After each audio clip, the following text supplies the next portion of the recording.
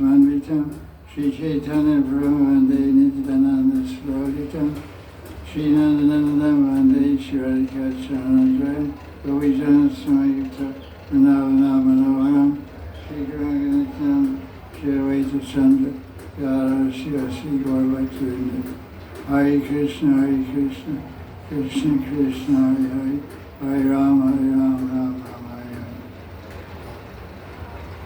This is Sunday satsang, but for the next few weeks, for the first few minutes, we're going to just read from some notes I collected over the years about the subject of Guru Tattva. So this audio folder will be called Guru Tattva Nectar, Guru Tattva Amrit. I just selected quotations collected from Shastra and the teachings of my Guru, Pandit Sri Krishnadas Babaji Maharaj, from Vaita Parivar. So, first of all, we're talking about Guru Tattva. So what does the word Guru mean? Guru is a combination of two akshars, syllables, gu and ru. What does gu mean? Gu means dark. Darkness mentions ignorance. So the Guru, and Ru means light, like we say. Ravi is a Hindi word for sun, Ravi. And so Ru means to remove darkness. So Guru is one who removes the gu. He said Ru. Guru removes the darkness of ignorance. That's the idea. He's supposed to give light. Guru means light, Guru means dark. So Guru is the one who removes the darkness with the light of knowledge. So Guru also means the self-effulgent power of Brahman, whose light removes the darkness of ignorance. The Guru is the Acharya, the spiritual master, the preceptor, the teacher, the initiator, the instructor. This interesting point my Guru Maharaj told me. He said four forms of a Guru. Can anyone name them? Diksha Guru? Yeah, Diksha Guru is one. Diksha Guru? Yeah, but that's not what he said. Diksha Guru, Shiksha Guru is one category. Anyway, what he said is this. The first Guru, Adi Guru, is Bhagavan, Krishna. So, the first one is, he's absolute truth, Bhagavan Sri Krishna. And he also removes ignorance. The original Guru is Bhagavan Sri Krishna. The second one is the Diksha Guru. The Diksha Guru is the one who engages one in service of Krishna directly. The third Guru is the Vaishnavas. This is what we call Shiksha Gurus, Vaishnavas. Because Vaishnavas, being surrounded by Vaishnavas, we learn many things. We learn how to behave. It's called Vaishnava Sadachar, the behavior of transcendental beings. That's the most important thing we learn by moving with a group of elevated disciples or elevated devotees. We learn about behavior, etiquette. And we can also receive so many spiritual instructions and valuable blessings from Vaishnavas. So there's Bhagavan Guru, there's Diksha Guru, there's Vaishnava Guru. And then the fourth form of Guru is our disciples of our Diksha Guru. They're the best form of sadhu sangha is to associate with your God brothers and God sisters, because they're carrying, any Vaishnava is carrying Krishna and their Ishtadevas of Krishna Radharani in their heart. But each disciple of each guru is carrying Radha and Krishna in their heart, but also carrying that same guru in their heart and have the same bhav. They have that dasi or dasya bhav towards the guru. Because the disciple is a das or a dasi of the guru. Guru das, guru dasi. So the best form of sadhusanga for any disciple is other God brothers and God sisters, because they can convey not only the tattva of Siddhanta, but they can convey the bhav and wishes and mood of the Diksha Guru that you're initiated by, because they also are initiated by the same Guru. Birds of a feather flock together. There's a place down near Ramanreti, near Madan colony. It's called Radha Bagicha. And there's some Tadiyastan sadhus living there. I think so. Maybe it's a Russian house now or something. But there was a bunch of sadhus living there from Swami Haridas Sampradaya. And they feed, their main service there is to do bhajan and feed birds. It's a pretty big area. It's about maybe 1,000 square yards bigger than this property. And they have little holes dug in the ground. They all cow dung everywhere spread around. Is that still there? Okay. And the holes dug in the ground, those are water holes for the birds. And they fill it with fresh water every day. And then people donate rice and wheat and all kinds of things, birds like seeds like bajra, bija, the birds like to eat. And so you go there to see the birds feeding in the morning and in the evening, twice a day. And all the birds, all the parrots are in one area, all the pigeons are in another. They don't mix up. And the peacocks stand on the fence. There used to be hundreds of peacocks standing on the boundary wall, watching all the small-time birds. And then when they decide they want to eat, the peacocks fly down in the middle of all the other birds eating, and all the other birds scatter, run away from the peacocks. Because they're the big boys, you know. So they pray to get pecked out, knocked out. So that's the clearest sign of birds of a feather flock together. They all eat together. You see it all green here. That's all parasite. And then right next to them there's an invisible border between the pigeons. The pigeons are all there. Then the Maya birds and sparrows, they don't mix up at all. They all stay separate. It's quite amazing to see. They have this idea. They don't mix it. So don't mix with other devotees from other gurus because they get all confused ideas and stuff. That's really usually what happens. My guru said, your guru said. So that's why I even remember, I can't recall where, but Jiva Goswami was talking about sadhusanga. He said the best form of sadhusanga is advanced devotees that are initiated by the same guru.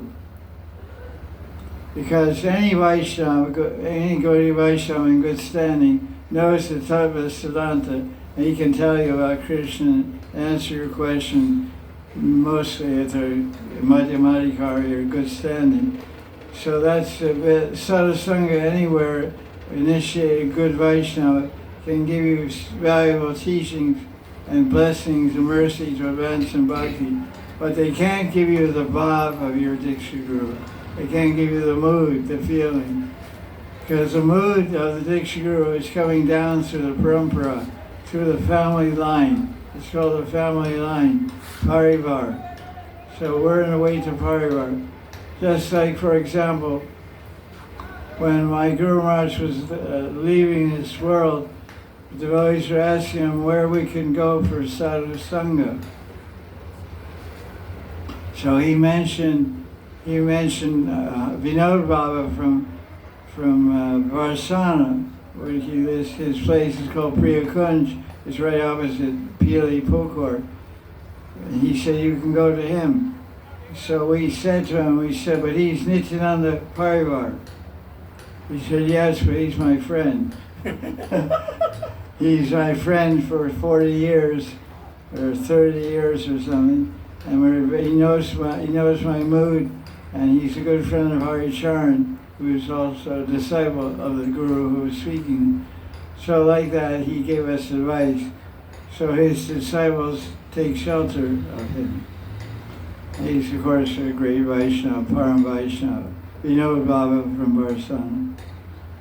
So that's the essential thing, is to get the heart and the bhav of the Guru.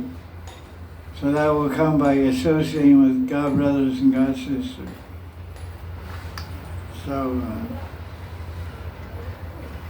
this is a quotation. We're having a small introduction. We're starting a new series of discussions for about 10 minutes every Sunday before we open up questions and answers.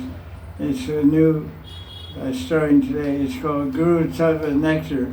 I'm just reading from my notebook, which I have different notebooks for different tattvas. So this is a notebook for Guru Tattva, which is about 35-year-old notebook. And I just collected different quotations. So particular ones I'll read out and share with everyone. These are quotations from Srila Prabhupada's lecture, December 6, 1967. So how many years ago? That's 33 and 24. 57 years ago. So you can understand that spiritual knowledge is called Shabda Brahman. Brahman means eternal. Shabda means sound. It's eternal sound vibration. So the teachings of the Guru and the Shastra are eternal. Shabda Brahman. So he spoke this, but it's as relevant and modern and applicable today as it was 57 years ago. And you just hear the humility. This is 1967. ISKCON started in 1966, about a year ago. So ISKCON's 1 year old. So when was the first Guru Puja of Srila Prabhupada? Does anyone know? They don't know too much history about ISKCON. Anybody in ISKCON out there?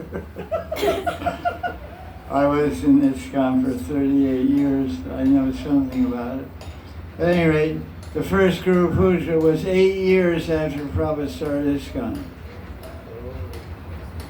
So now, gurus, you become interested to take initiation. They have some system where you're supposed to chant the pranam mantra of the Guru that you're intending to take initiation from. Prabhupada didn't have any pranam mantra, anything. He didn't even have Guru Puja until 1974. 1974. He started ISKCON in 1966. He landed in New York in 1965. Over 9 years, from 65 to 74, no Guru Puja. So Prabhupada was the ultimate humble person. 1974, where was the first Guru Puja? Yes, sir. What is it? No, Mumbai. It was in Bombay. Anyways, there's pictures of, I saw some pictures of it recently on the net also. That's, I read about it in Leela Amrita. So this is Prabhupada speaking. On behalf of Krishna, I am accepting you sincere servants, but on the whole, I myself and also a servant of the servants of Krishna. Therefore, I may be designated as your spiritual master, but actually, I am a servant of the servants of Krishna. Das, Das, Anudas. It's nice to remember Prabhupada, what the depth of humility and realization he had. They say a tree, when a tree is full of fresh fruits, it's a heavy weight, all those fruits, the branches bend down. And there's no fruits, the branch up like this. So when a devotee is full of knowledge, transcendental knowledge, and carrying the heavy weight of his attachment and love for Krishna, he becomes very humble. He bends down, not physically, maybe with old age he bends down physically, but he bends down mentally and heartfully, very humble. Ego and false pride are long departed, long left that individual who advances in spiritual knowledge and attachment to Krishna. And because all of you, my disciples, are sincere servants of Krishna, I am your servant. That's Srila Prabhupada. That quote, that first quote, was February 23rd, 1968. Now this quote is 67. Same idea. Although officially, I'm your spiritual master. So he is, Prabhupada's the guru. But that's the official, correct truth. But how does he feel personally? He said, okay, officially I'm your guru. I gave you the spiritual name and beads and everything, mantra. But I consider all my students as my spiritual masters. You hear that? Prabhupada considers all his disciples to be his gurus. Because of your love for Krishna and service for Krishna, you're teaching me how to become a sincere Krishna conscious person. When I heard these quotes from Prabhupada lecture, I immediately wrote in my notebook. I said, it went right into my heart. I thought, wow, this is my guru. This is so much humility, so much realization, so much bhakti began. Where is he and where am I? I'm so puffed up. I'm guru. There's Purusha Abhiman. What is Purusha Abhiman?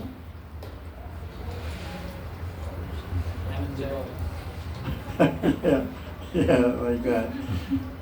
The enjoying, Abhiman means mentality, Abhiman.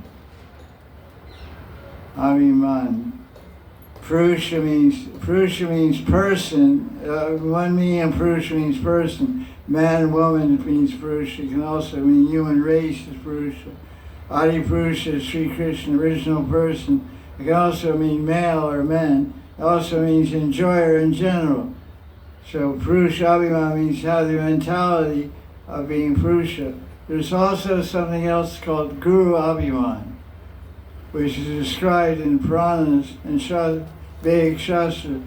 Guru Abhiman, and the Guru has to have an Abhiman. But you can't have Guru Hankar. So it's a very interesting interplay. Not have Guru Hankar, but have Guru Abhiman. Have the mentality, I am your teacher, I am your Guru, I am Sakshari, I am Yasya Bhagavat, verse 7th canto, 15th. Yasya Sakshat Bhagavati. Yasya Sakshat Bhagavati. The Guru is directly Bhagavan. Narada Muni says, and Krishna himself says, Acharya Mabhijanya, Acharya is me. So all that's true, but the Guru thinks Das Son of Das. So that's the Guru Abhiman that you should have. I'm the Guru, but I'm the servant. But you think I'm the Guru, I'm the enjoyer, you're all my servants and slaves, then that's Guru Hankar, and you're going nowhere, and your disciples are going nowhere. You're crossing the ocean in an iron ship. A boat made of stone. It's kind of sick. So let's see what else we have here. I'm not reading everything. I have a lot of stuff here that's not for public distribution.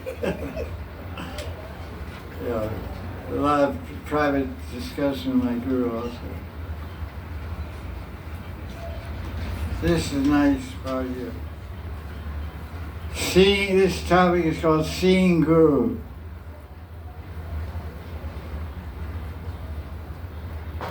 This is a quotation from Bhakti Rakshak Sridhar Dev Goswami. It was a godbrother of Srila Prabhupada, Sridhar Swami, and a disciple of Bhaktisiddhanta, a sannyas disciple of Bhaktisiddhanta. True, our connection with Guru is eternal. Our inner identity with Guru will be clarified according to the growth of our vision. In other words, that's our vision means Shastra Chakshu, how we see reality through the eyes of Shastra. Chakshu means eye and Shastra means eye of Shastra. So as our vision grows, as our knowledge of Shastra grows, we'll understand more about Guru's identity, function, and relationship. When our vision changes from material to transcendental, the look and appearance of the Guru will also change accordingly.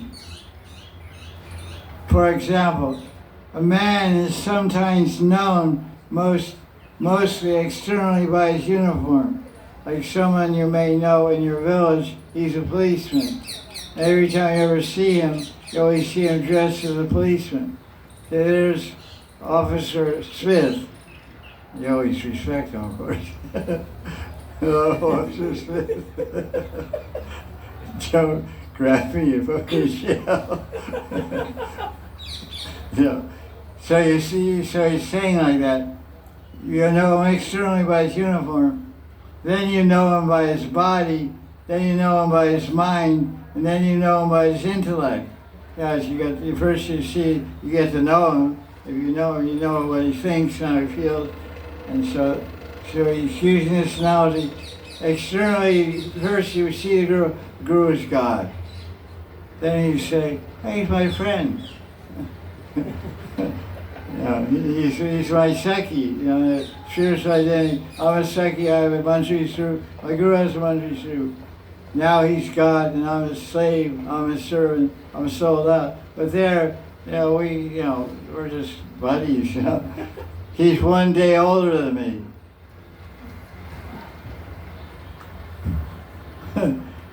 I'm 12, 9, and the disciples 12, 9, 8. 12 years, 9 months, and 8 days old. So that one day makes a difference. I'm your big sister. But here the Guru is usually 30, 40 years older than the disciple. I'm 74, my disciple is 23, 24, 30. So there's a big difference. So first you don't understand the bhava of the Guru, the heart of the Guru, the mind of the Guru. Krishna says, ultimately, it is I who am the Acharya. As in Uddhava Gita, 11th canto of Bhagavatam, Acharya Mahavijanya. The depth of a vision of the eye will disclose the different forms of different acharyas. It will go on in different rasas to the highest position by gradual process of realization. We must free ourselves from the snare of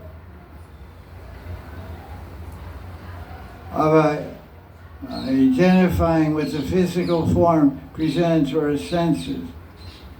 In other words, we have to see the Guru is not just a man or a woman or American or Indian or French or German or whatever.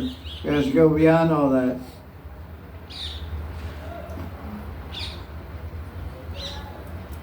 He said, the physical body may change.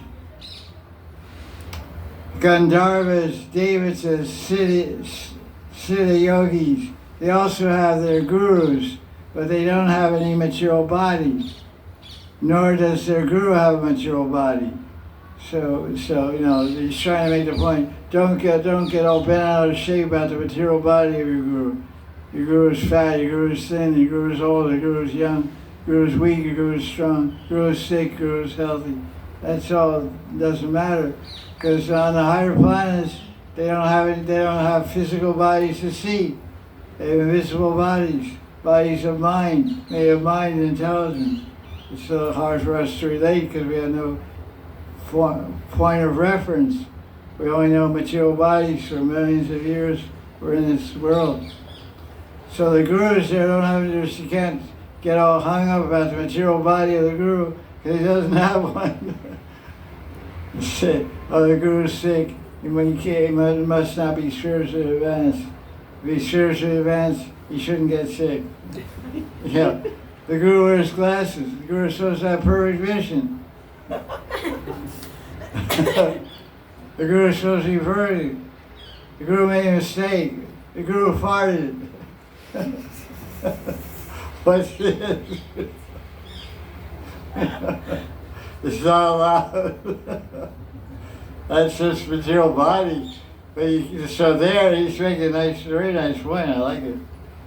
The Gandharvas, the Devas, the Siddhas, Siddha yogis, they also have gurus, but they don't have a material body.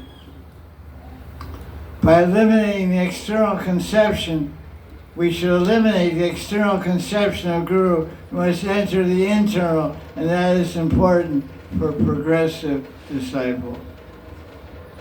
What do you say? We must eliminate the external conception of the guru and focus on internal position of his consciousness and his heart. His Krishna. For our progression. Yeah, for actually progress. If a disciple wants to progress, we're just looking at the material body all the time and thinking about it, and then he's not going to make so much progress. It doesn't mean that we disrespect the physical form. We must still worship and the remnants of the guru. We must worship his shoes, his coat, his car, his desk. Who is the guru? Who is the guru? Where is he to be located? What is it? What is the ideal of the guru? What does he really want me to do? We must consider all these points. It is all a spiritual transaction. He's a very erudite speaker, Srila Maharaj.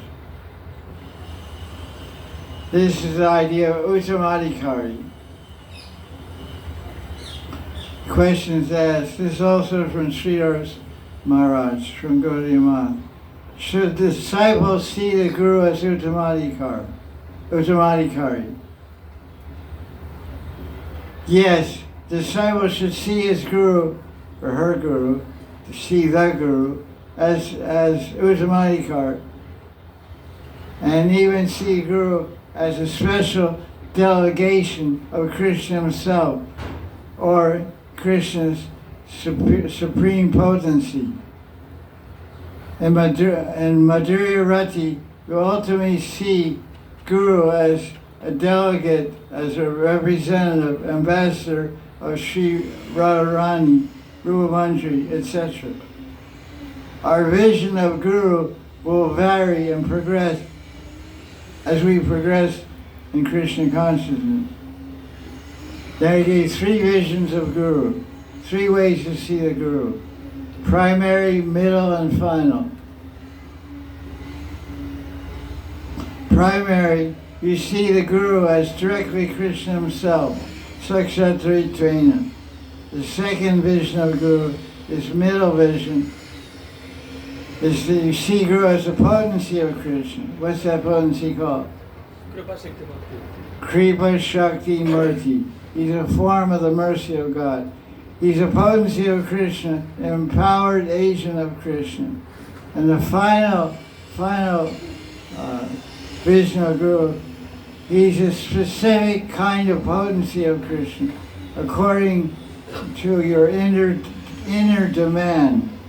One will find the spiritual master situated in particular mode of devotion, either Dasyarati, Sekirati, Vatsarati, or Madhurirati.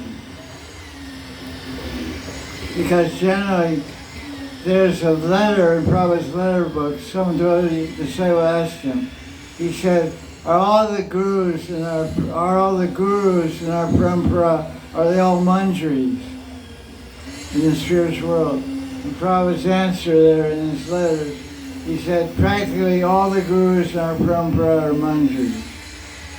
So this means that all the gurus,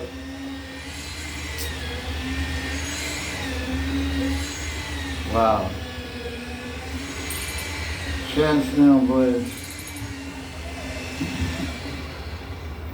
Jai Jai Shri Radhe.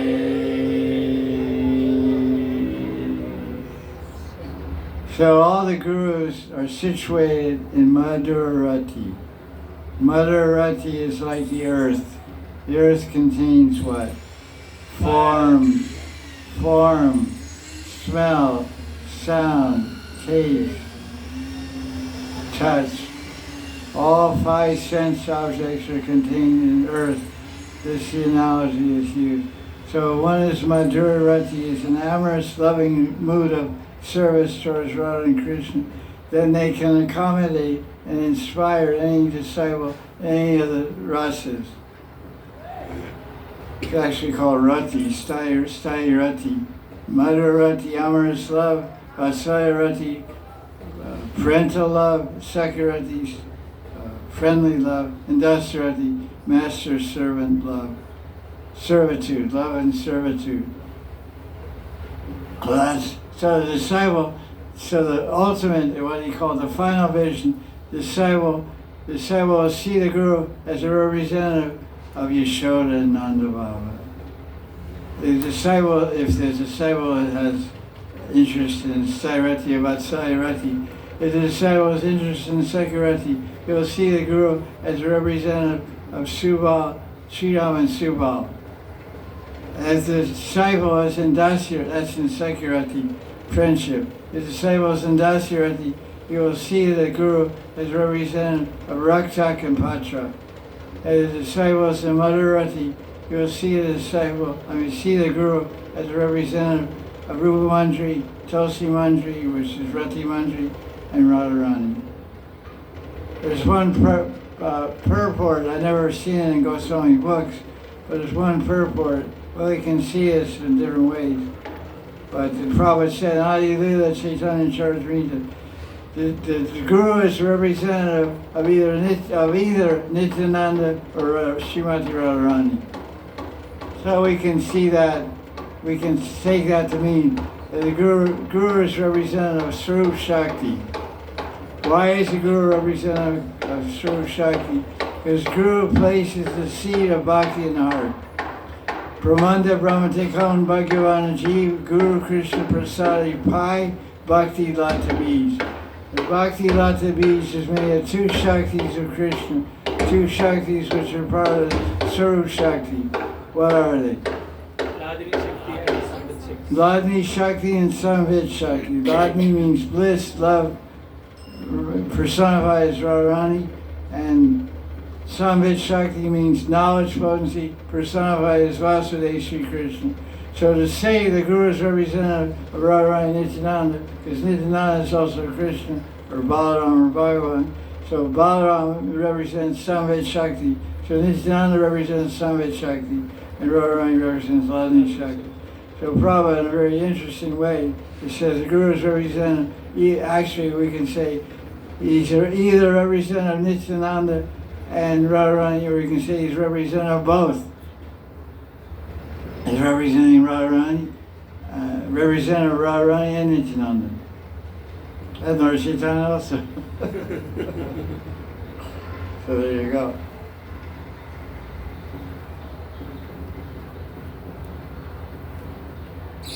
This is amazing. I mean, this is the subjective, this is the viewpoint of Bhaktisiddhanta Saraswati. It's on page 266 of his biography. There's a big book, I forget the title, it's called Siddhanta or something, Saraswati, and biography.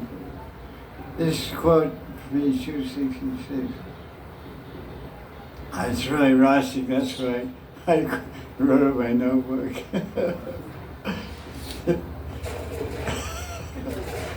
Take anything that's good and run with it.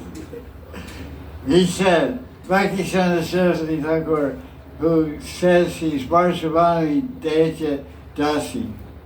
He's a servant of the daughter of Vrishabhana Maharaj.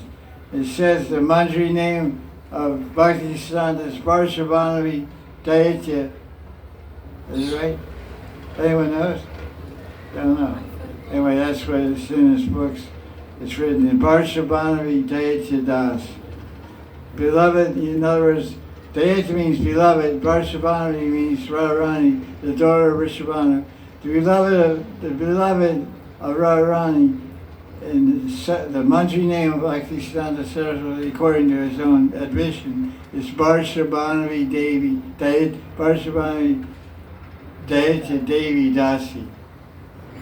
So he said, she said, he said, Sri Guru is the daughter of Vrishabhanu in Madhurya Ras. There are different ways in which different persons whose spiritual consciousness has been aroused judge about their own requirements. I remember Bhaktisiddhanta is quite a scholar also. Every enlightened soul is privileged to have a sight of Sri Guru according to his or her particular mode of judgment. In other words, every disciple's view of the Guru is subjective. What does subjective mean? What does it mean? That is different from every soul. It depends on Person. So there's two words, subjective and objective. What is the meaning of objective? That is the same for everyone. Objective means it's fact. It's salt is salty in Japan and Russia, everywhere. That's an objective truth. But subjective truth is your personal idea, interpretation, or viewpoint. So you're the subject. This is how I see it. I used to get in arguments with Eindradas all the time. I lived 2 years, 2 rooms down from him. 87, 89, I lived in Gurukul in the top floor, 2 rooms away from Indra. And I would be in his room every night talking philosophy, and I'd be arguing different points. I'd be stating different points from Shastra. He would say, I don't care what it said. But I see it like this. I said, what do you say? Rupa Goswami is saying this, Jiva Goswami is saying, I don't care what they say. This is my understanding. He got really, his eyes are already reddish brown anyway. And they would get redder, like fireballs, and his hair is red. And then he would get really hot-headed. I said, cool down, Andrew. I said, let me ask you a question, Andrew. Can you explain to me that every demon that's described in the Krishna book is described as having a red beard and red hair? You have red hair and red beard. So what does that mean? I said that to him. He said, if he's on a demon, I'm going to eat you. He would jump on me. There'd only be 2 of us in the room. He'd jump on me. He was laughing. I'm going to eat you. So he had his subjective view big time. Really subjective. Anyway, great soul. Bless his soul. Great Vaishnava. I'm a brother, so I don't see the way he has so many followers and disciples that worship him, and that's okay. That's cool. I don't have any problem with that. But for me, he's my brother. And brothers, they fight, bite, they curse each other. we go here and there together, and you know,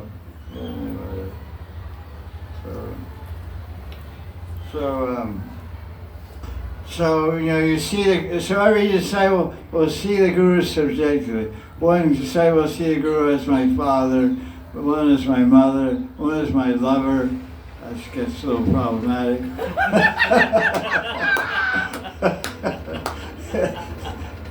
Especially if the Guru's married to someone else, or he's trying to be a brahmachari or sannyasi or Babaji or something, then it gets a little problematic.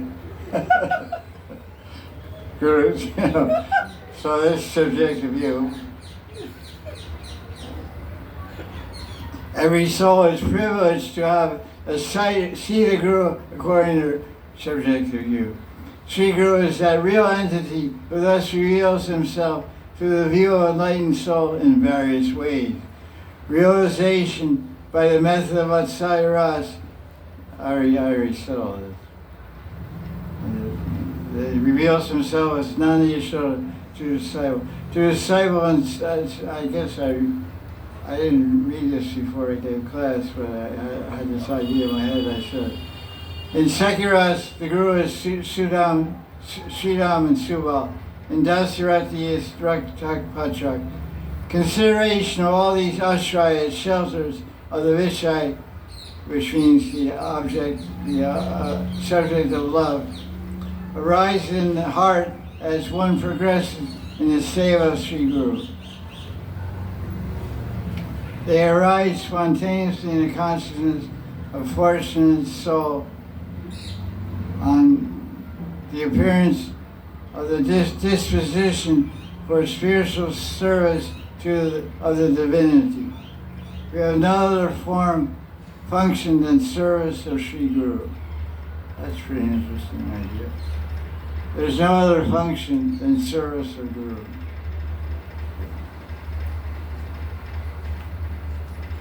Okay, I think that's enough for today. So we're going to start the personally, my Guru Day. You probably heard this yourself because it's true. Oh, go ahead. You can change. Yeah.